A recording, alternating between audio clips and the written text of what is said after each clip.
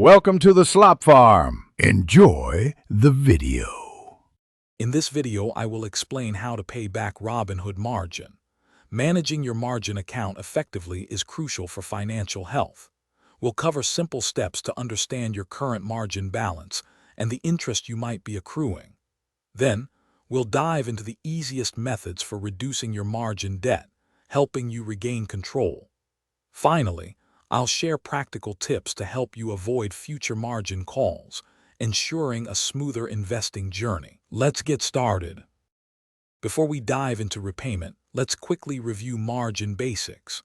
Margin essentially lets you borrow money from Robinhood to invest, significantly increasing your buying power. However, this comes with risks, especially margin calls.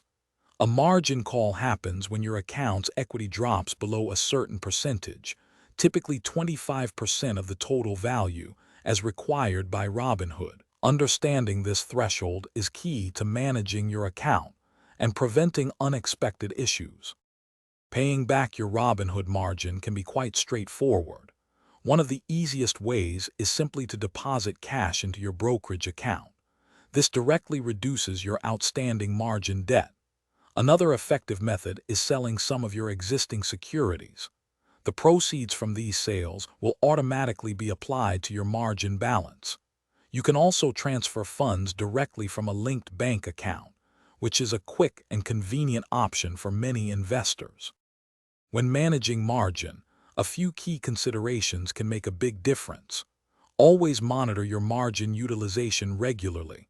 This helps you stay informed about your debt level. It's also wise to maintain a cash buffer in your account. This extra cash can help you cover potential margin calls without needing to sell assets unexpectedly. Finally, understand the interest rates Robinhood charges on margin loans, as these can significantly impact your overall debt over time. Thanks for watching. Consider subscribing if we helped you today.